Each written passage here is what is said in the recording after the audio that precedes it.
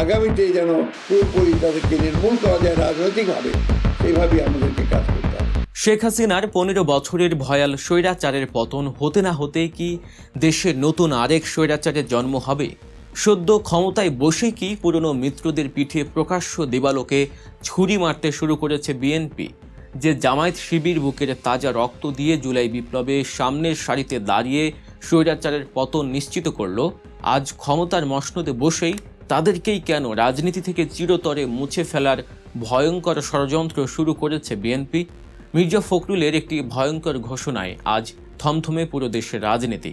তবে কি নতুন স্বাধীন হওয়া দেশ আবারও এক বিভীষিকাময় সংঘাতের দিকে এগিয়ে চলেছে? সবাই যখন ভেবেছিল দীর্ঘ আন্দোলনের পর এবার হয়তো দেশের রাজনীতিতে একটি সুস্থ গণতান্ত্রিক ধারা ফিরে আসবে, ঠিক তখনই বিনা মেঘে বজ্রপাতের মতো এক অধ্যত্বপূর্ণ বক্তব্য দিয়ে বসলেন বিএনপি মহাসচিব মির্জা ফখরুল ইসলাম আলমগীর।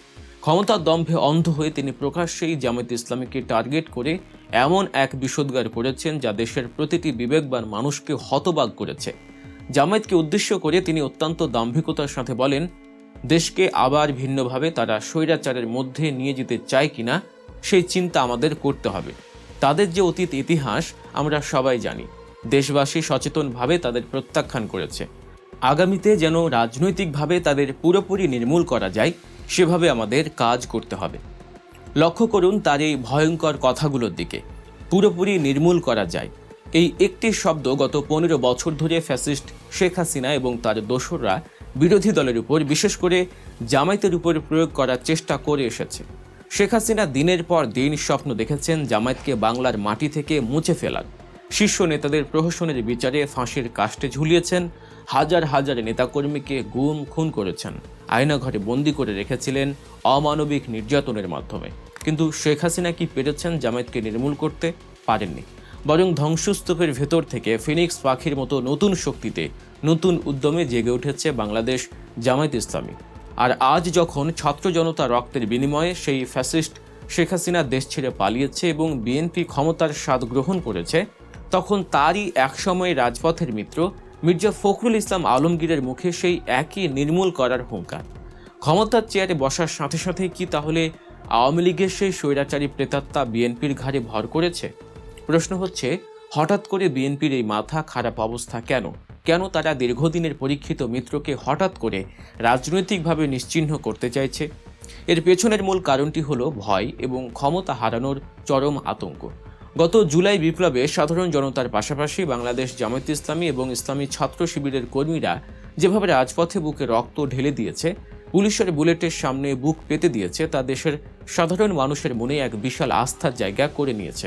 শুধু তাই নয়, বিপ্লবের পর দেশজুড়ে বন্যাসহ যে কোনো জাতীয় সংকটে জামায়াতের পরিচ্ছন্ন, সুশৃঙ্খল এবং নিঃস্বার্থ ভূমিকা সাধারণ মানুষের মন জয় করে নিয়েছে। মানুষ এখন একটি সৎ, যোগ্য এবং আল্লাহভীরু নেতৃত্ব খুঁজছে। দেশের মানুষ আর কোনো চাঁদাবাজ, টেন্ডারবাজ বা দখলদারদের ক্ষমতায় দেখতে চায় না। আর ঠিক এই জায়গাতেই সাধারণ মানুষের আস্থার অবিসংবাদিত প্রতীক হয়ে উঠেছে জামায়াত। এই আকাশচুম্বী জনসমর্থন দেখেই ক্ষমতায় থাকা বিএনপি বুঝতে পারছে, যদি দেশে একটি অবাধ, সুষ্ঠু এবং নিরপেক্ষ নির্বাচন হয় তবে জামায়াতের এই জনপ্রিয়তার জোয়ারের কাছে তারা টিকতে পারবে না। তারা ভয় পাচ্ছে যে মানুষ যদি যোগ্য নেতৃত্ব বেছে নেয় তাহলে তাদের চিরাচরিত লুটপাট আর দখলদারিত্বের রাজনীতির চিরতরে অবসান ঘটবে। তাই নিজেদের রাজনৈতিক অস্তিত্ব টিকিয়ে রাখতেই তারা এখন জামায়াতকে নির্মূল করার মতো ঘৃণ্য এবং অগণতান্ত্রিক পথ বেছে নিয়েছে। কিন্তু মির্জা ফখরুলের এই অধ্যত্বপূর্ণ মন্তব্যের পর এবার আর বিন্দুমাত্র ছাড় দেয়নি জামায়াত ইসলামী।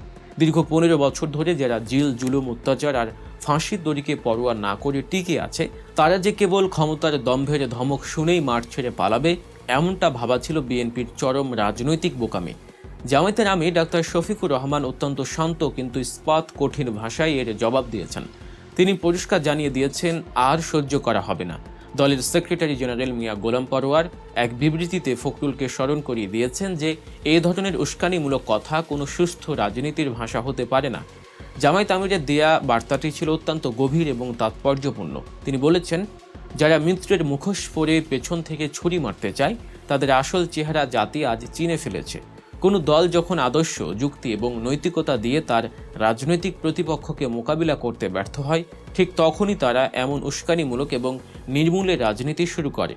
জামায়াতের এই পাল্টা হুঙ্কারে যে ক্ষমতার অহংকারে থাকা বিএনপির হাইকমান্ডের ভেতরে রীতিমতো কম্পন সৃষ্টি হয়েছে তা আজ চারপাশের রাজনৈতিক পরিস্থিতি দেখলেই বোঝা যায়।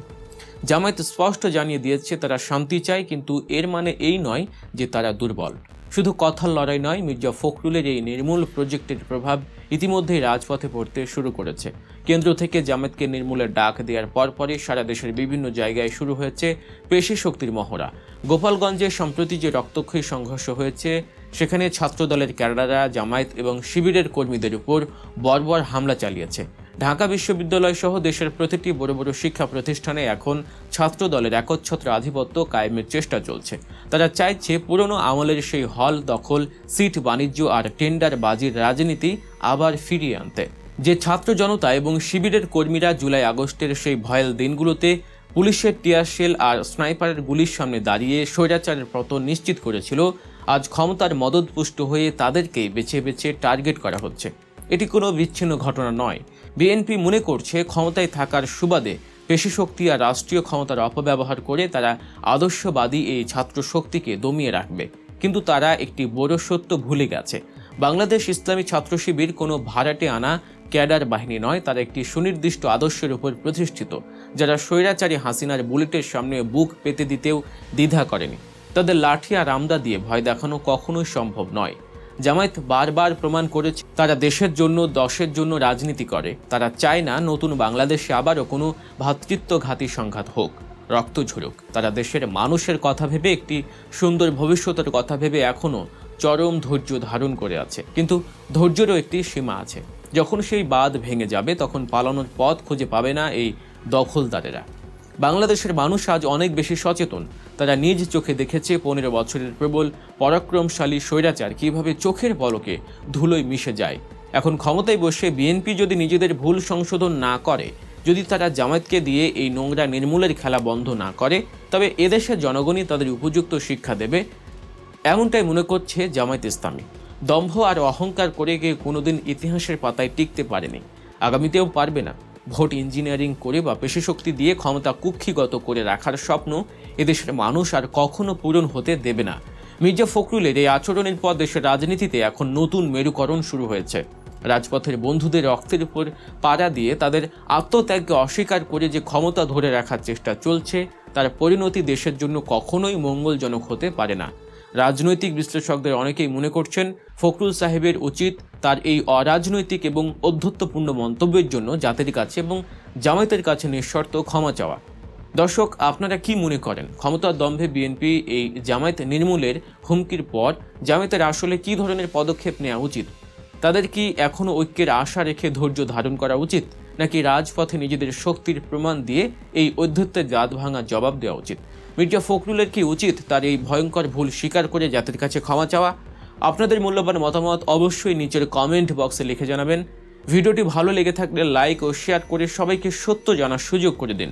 দেশের রাজনীতির এমন সব গভীর, সাহসী ও সত্য বিশ্লেষণ নিয়মিত পেতে গল্প নিউজ চ্যানেলটি সাবস্ক্রাইব করে বেল আইকনে ক্লিক করে রাখুন। দেখা হচ্ছে পরবর্তী ভিডিওতে। আল্লাহ হাফেজ।